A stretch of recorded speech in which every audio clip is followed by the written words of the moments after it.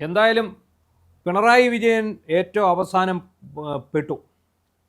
കാരണം ഇപ്പോൾ ഹൈക്കോടതി ഡിവിഷൻ ബെഞ്ചും ഇഡിക്ക് അവരുടെ നടപടിക്രമങ്ങളുമായി മുന്നോട്ട് പോകാം എന്നുള്ള ഉത്തരവ് പുറപ്പെടുവിച്ചിട്ടുണ്ട്. വളരെ സിദ്ധാർത്ഥ ലൂത്രയെ പോലെയുള്ള വമ്പൻ അഡ്വക്കേറ്റുമാരെ കൊണ്ടുവന്ന് നടത്തിയ വാദമാണ് ഡിവിഷൻ ബെഞ്ചിന്റെ മുമ്പിലെത്തിയത്. ഇത് CMRL പേരിലാണ് ഇപ്പോൾ വക്കീലിനെ കൊണ്ട് ഇത്രയൊക്കെ നടത്തിയെങ്കിലും ശരിക്കും വീണയ്ക്ക് വേണ്ടി ചെയ്തത് തന്നെയാണിത്. അതെല്ലാവർക്കും അറിയാം. വീണയിൽ കക്ഷി ചേർത്തിട്ടില്ലെങ്കിൽ പോലും CMRLനകത്ത് ഇതിനകത്ത് വലിയ കുഴപ്പമൊന്നും വരാൻ CMRL എന്ന് പറഞ്ഞാൽ വീണയാണ്, വീണ CMRLാണ്. അതെ, ഇപ്പൊ ശശിധരൻ കർത്ത അകത്ത് പോയാലും അവർ പോയാലും ആർക്കും ഒരു വിഷയമില്ല. പക്ഷേ വീണ തൈക്കണ്ടി എന്ന് പറയുന്ന മുൻ മുഖ്യമന്ത്രി പിണറായി വിജയന്റെ മകൾ അകത്തു പോയാൽ, ജയിലിൽ പോയാൽ ഈ നാട്ടിൽ വലിയ കോളിളക്കം ഉണ്ടാവും. കാരണം ഒരു ED സംഘത്തെ മുഴുവൻ ആക്രമിച്ചതാണ് വീണ തൈക്കണ്ടിയെ രക്ഷിക്കുന്നതിന് വേണ്ടി. വാഹനങ്ങൾ അടിച്ചു തകർത്തതാണ്. പിന്നെ കഴിഞ്ഞ 10 വർഷമായിട്ട് പിണറായി വിജയൻ കെട്ടിപ്പൊക്കിയ PR-ലൂടെ കെട്ടിപ്പൊക്കിയ വലിയ ഒരു ഇമേജ് ഉണ്ട്. ആ ഇമേജ് തകർന്ന് തരിപ്പണമാകും. ഇപ്പോൾ തന്നെ ഇന്നലെ തന്നെ നിയമസഭയിൽ ഇദ്ദേഹത്തിൻ്റെ പ്രകടനം കണ്ട് നാട്ടുകാർക്ക് മനസ്സിലായി ഇയാൾ ഒന്നുമായിരുന്നില്ല, ഇയാൾ വെറും ഷൂ ആയിരുന്നു എന്നുള്ളത് മനസ്സിലായി. ഇപ്പോൾ ഏറ്റവും പ്രധാനമായിട്ട് സംഭവിക്കാൻ പോകുന്നത് എന്താണെന്ന് ചോദിച്ചാൽ, വീണ തൈക്കണ്ടിയെ ED സമൻസ് അയച്ച് ചോദ്യം ചെയ്യുകയും പിന്നാലെ അറസ്റ്റ് രേഖപ്പെടുത്തുകയും ചെയ്താൽ അതോടുകൂടി പിണറായി വിജയൻ MLA സ്ഥാനം അടക്കം രാജിവെക്കേണ്ടതായിട്ട് വരും. അഴിമതി നിരോധനത്തിന്റെ പട്ടികയിലേക്ക് ഇയാൾ വരികയാണ്. വീണ തൈക്കണ്ടി എന്ന് പറയുന്ന ആൾക്ക് ഇത്രയും പൈസ കരിമണൽ കർത്ത കൊടുക്കാൻ എന്താണ് ഇവർ തമ്മിലുള്ള ഡീൽ? അല്ല, അത് എൻ്റെ ഒരു വിശ്വാസം ഒന്നും രാജിവെക്കില്ല. കാരണം അല്പമെങ്കിലും ഉളുപ്പോ നാണോ ഉണ്ടായിരുന്നെങ്കിൽ പ്രതിപക്ഷ നേതാവസ്ഥാനത്താണ് സ്വീകരിക്കില്ലായിരുന്നു. കാരണം ഒരു പാർട്ടിയും മന്ത്രിസഭയും എല്ലാത്തിനും അടിച്ച് നിരപ്പാക്കിയ ഒരാൾ ഇനിയും ഞാൻ തന്നെ നയിക്കാം എന്ന് സ്വയം കൈയുയർത്തി പോളിറ്റ് ബ്യൂറോയിൽ പറയുമ്പോൾ എന്നാലും ഈ അന്ധരായ അടിമകൾ എന്ത് ചെയ്യും? ഞങ്ങളുടെ കൊച്ചുമുതലാളിയെ കൊണ്ടുപോകുന്നതെന്നും പറഞ്ഞ് നിലവിളിക്കുമായിരിക്കും അല്ലേ? നിലവിളിക്കുമായിരിക്കും. പക്ഷേ പഴയ പോലത്തെ ഒരു പഞ്ച് കാണില്ല നിലവിളിക്കും. അല്ല, അവർക്ക് മനസ്സിലായ കാര്യം അപകടമാണെന്നുള്ളത്. അടിമകളുടെ എല്ലാ വ്യാഖ്യാനവും പൊളിയുകയാണ്. അവർ കൊണ്ടുവന്നിട്ടുള്ള സമീപഭാവിയിൽ കൊണ്ടുവന്ന മുഴുവൻ വ്യാഖ്യാനവും പൊളിയുന്നു. ഇതും പൊളിഞ്ഞടുങ്ങുന്നു. എന്താണ് ഇവർ പറഞ്ഞുകൊണ്ടിരുന്ന? പിണറായി വിജയനെ ആക്രമിക്കാൻ വരുന്നതെന്നല്ലേ? പിണറായി വിജയനെ വേട്ടയാടുകയാണെന്ന് ഇനി എങ്ങനെ പറയാൻ പറ്റും? അല്ല, മാത്രമല്ല ഈ കമ്മ്യൂണിസ്റ്റ് പാർട്ടികളിൽ തന്നെ ഇടതുപക്ഷ പാർട്ടികളിലെ ഈ കെട്ടിലമ്മ കമ്മ്യൂണിസ്റ്റുകാരികളെന്ന് പറഞ്ഞവർ പണവും സ്വാധീനമൊക്കെ ഉള്ള വലിയ കുടുംബങ്ങളിലെ പല ആഢ്യന്മാരായ കമ്മ്യൂണിസ്റ്റ് വനിതകളുണ്ട്. ഇവരെല്ലാം വീണ വിജയനൊപ്പം നിന്ന് ഫോട്ടോ എടുത്ത് നിരന്തരമായി സോഷ്യൽ മീഡിയയിൽ ഇടുമായിരുന്നു. പലപ്പോഴും ഒരു ഫോട്ടോയും കാണാനില്ല. ഇവർ ഡിലീറ്റ് ചെയ്ത് കളഞ്ഞതാണ്. എന്നെ ED ഞങ്ങളെ കൂടെ ചോദ്യം ഞാനങ്ങനെ മറ്റോ വിളിപ്പിക്കുമോ എന്ന് കരുതി. അല്ല, ഇപ്പം സംഭവിച്ചിരിക്കുന്നത് എന്താണ്? ഇവർ പറഞ്ഞുകൊണ്ടിരുന്നത് കേന്ദ്ര സർക്കാർ RSS അജണ്ടയുമായി ഇങ്ങോട്ട് വന്നേക്കരുതെന്നാണ് ഭർത്താവ് മുഹമ്മദ് റിയാസ് പറഞ്ഞത്.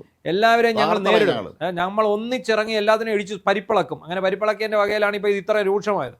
അപ്പോൾ ഇവരിപ്പോൾ പറഞ്ഞു വന്ന ആ ന്യായങ്ങളെല്ലാം പൊളിയുന്നു. പിണറായി വിജയനെ ആരും അവിടെ നോട്ടമിട്ടിട്ടില്ല.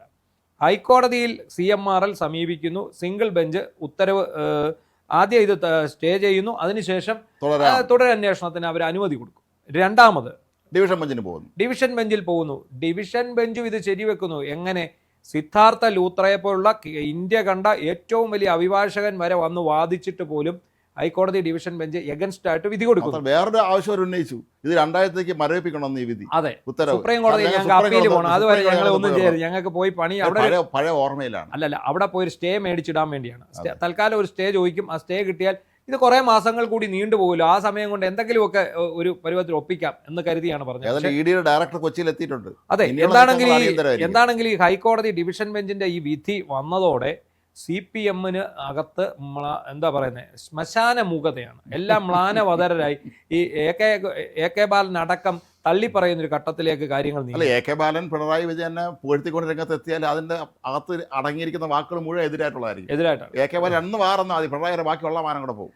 അപ്പോൾ എന്താണെങ്കിലും ശരി, ഇതോടുകൂടി ഇവിടുത്തെ CPM-ന്റെ വായടഞ്ഞു. ഇനി ഇവർക്ക് തെരുവിൽ പ്രതിഷേധിക്കാൻ കഴിയില്ല.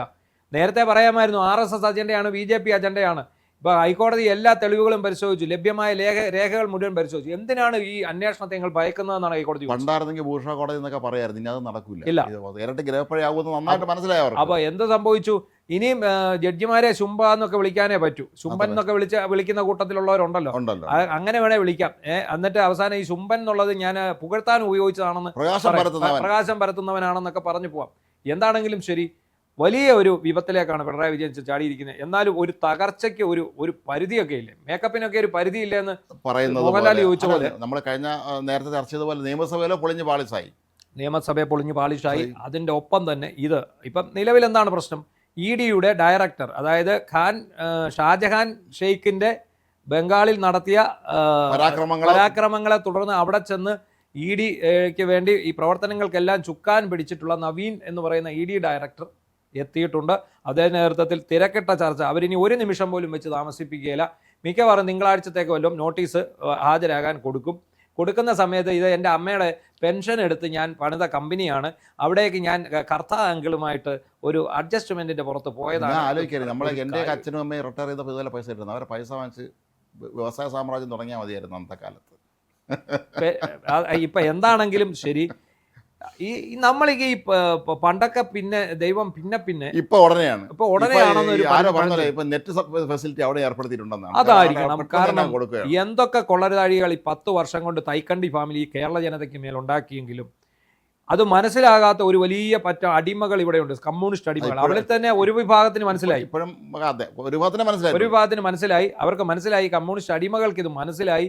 പക്ഷേ ഇന്നത്തെ ഈ വിധിയോടുകൂടി ഇത് പൂർണ്ണമായും മനസ്സിലാക്കുന്ന ഒരു കാര്യത്തിലേക്ക് പിണറായി വിജയൻ എന്തു പറഞ്ഞു നിഷേധിക്കും? ഒന്നും പറയാനില്ല. പിണറായി വിജയൻ പറയോ എൻ്റെ മകൾക്കെതിരെ അന്വേഷണം നടന്നോട്ടെ, ഞാൻ സ്വാഗതം ചെയ്യുന്നു എന്ന് പറയാൻ ചങ്കൂറ്റം പിണറായി വിജയനുണ്ടോ? ഇനി എൻ്റെ മകൾ കുറ്റക്കാരിയാണെങ്കിൽ ഞാൻ ഈ സ്ഥാനം ഒഴി, ഞാൻ MLA സ്ഥാനം രാജിവെക്കുമെന്ന് പറഞ്ഞിട്ടില്ലേ? ഒരു അക്കൗണ്ട് ഉള്ള അവളെ പേരിൽ അതാണ് മരവിപ്പിച്ചത്. അതെ, അത് പറഞ്ഞുള്ളൂ. ഒരു അക്കൗണ്ട് അവിടെ കിടന്നോട്ടെ, അക്കൗണ്ട് മരവിപ്പിച്ചല്ലോ ഇതിനകത്ത്. ഇതിനകത്തെ വിഷയം എന്താണ്? സേവനം ചെയ്യാതെ കോടിക്കണക്കിന് രൂപ തന്റെ അക്കൗണ്ടിലേക്ക് വാങ്ങി. മാത്രമല്ല ഷോൺ കൂടുതൽ തെളിവുകൾ അമേരിക്കൻ ബാങ്കുകളിലെ അമേരിക്കയിലെ നിക്ഷേപത്തെ കുറിച്ചൊക്കെ ബന്ധപ്പെട്ട് ഡോക്യുമെന്റ്സ് കൈമാറി ഉണ്ടെന്നാണ് പറയപ്പെടുന്നത്. അപ്പൊ ഈ തെളിവുകളെല്ലാമായിട്ട് ഇവർ വരുന്നു, ഈ പൈസ കൈപ്പറ്റി എന്നുള്ളത്. അപ്പൊ എന്താണ് പ്രശ്നം? വേറൊരു സാധാരണ സ്ത്രീ ആയിരുന്നു എന്ന് വിചാരിക്കുക, മുഖ്യമന്ത്രിയുടെ മകളൊന്നുമല്ല, ഇവിടുത്തെ സാധാരണ ഒരു സ്ത്രീ. ഒരു കുഴപ്പം ഇവിടെ നടക്കുകയില്ല, കുഴപ്പമില്ല. ഈ ഒന്നും സംഭവിക്കാൻ സാധ്യതയില്ല. ഇതിനെക്കുറിച്ചൊരു അന്വേഷണം ഒരു സൈഡിൽ കൂടെ അങ്ങ് പോകത്തേ ഉള്ളൂ. പക്ഷേ ഇവിടെ എന്താണ് സംഭവിച്ചിരിക്കുന്നത്? പിണറായി വിജയൻ മുഖ്യമന്ത്രിയായിരിക്കുന്ന കാലത്താണ് ഈ ഇടപാട് നടന്നിരിക്കുന്നത്. ആ ഇടപാട് യാതൊരു സേവനവും ചെയ്യാതെ ഇല്ലാത്ത ഒരു കമ്പനിയുടെ പേര്, അതായത് തട്ടിക്കൂട്ട് കമ്പനിയുടെ പേര്. കമ്പനിയുണ്ട്, ഒരു തട്ടിക്കൂട്ട് കമ്പനി, പെൻഷൻ തുക കൊണ്ടുണ്ടാക്കിയ കമ്പനിയാണ് കമ്പനി. ആ കമ്പനിയുടെ പേരിൽ ഇത്രയും തുക ഇവർ വാങ്ങിയെടുത്തിരിക്കുന്നു. ആര് വാങ്ങിയിരിക്കുന്നു? അന്ന് മുഖ്യമന്ത്രിയായിരുന്ന പിണറായി വിജയന്റെ മകൾ.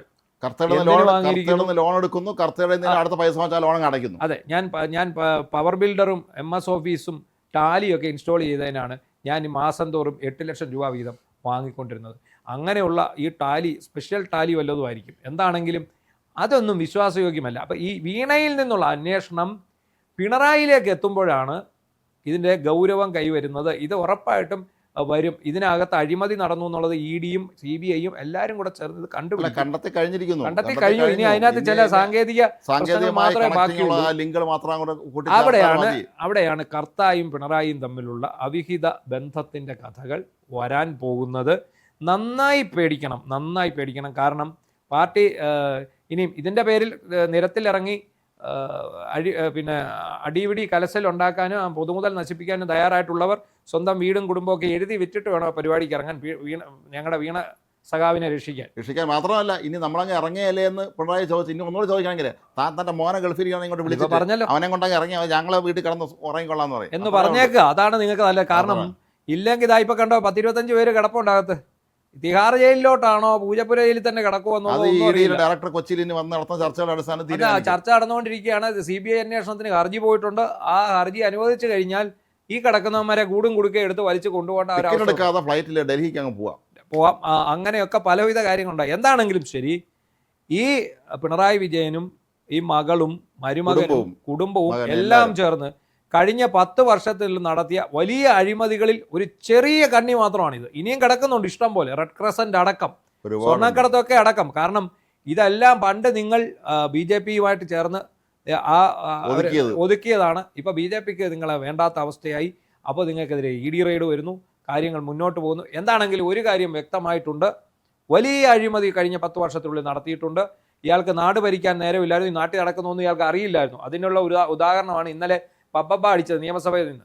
അത് എഴുതി കൊടുത്താലേ, അല്ലെങ്കിൽ സതീശൻ പറഞ്ഞു ചോദിക്കാൻ പോണ ചോദ്യം ഇതാണ്, ഞങ്ങൾ ഉത്തരം പറയാൻ പോണ ഇതാണെന്ന് പറഞ്ഞിട്ട് നേരെ ആണുങ്ങളെ കൊണ്ട് എഴുതി കയ്യിൽ കൊണ്ട് കൊടുക്കേണ്ടി വരും കടലാസ്. അപ്പോൾ എന്തായാലും വീണ തൈക്കണ്ടിക്കും കുടുംബത്തിനും ഒരു വളരെ നല്ല ദിവസങ്ങൾ ആശംസിക്കുന്നു. കാരണം നിങ്ങൾ കാരണം ഉറക്കം നഷ്ടപ്പെട്ടു പോയ, പണവും മാനവും നഷ്ടപ്പെട്ടു പോയ നിരവധി ആൾക്കാരുണ്ട്. നിങ്ങളും നിങ്ങളുടെ കിങ്കരന്മാരും ചേർന്ന് വേട്ടയാടിയ നിരവധി കുടുംബങ്ങൾ. ഉദാഹരണം കോടിയേരി ബാലകൃഷ്ണൻ്റെ മകൻ ബിനീഷ് കോടിയേരി തന്നെ. അയാളെ ജയിലിലടച്ചുകൊണ്ടാണ് EDയെ നിങ്ങളവിടെ റെയ്ഡിന് കയറ്റിയത്. ഇപ്പോൾ നേരെ തിരിച്ചാണ് വരാൻ പോകുന്നത്.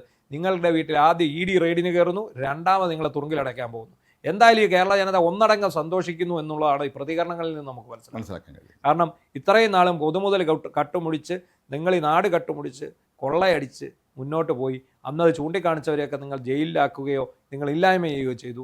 പക്ഷേ ഇന്നിനിയിപ്പോൾ നിങ്ങൾക്ക് യാതൊരു രക്ഷയില്ല. എന്തായാലും ഈ അന്വേഷണം കേന്ദ്ര സർക്കാർ ഇടപെട്ട് ഇതിനകത്ത് തരികിട കാണിക്കാതിരുന്നാൽ ഇത് കൃത്യമായിട്ട് തന്നെ മുന്നോട്ട് പോകുമെന്നൊരു ഉറപ്പ് ജനങ്ങൾക്കിടയിൽ വന്നിട്ടുണ്ട്. അവർക്ക് സന്തോഷമുണ്ട്.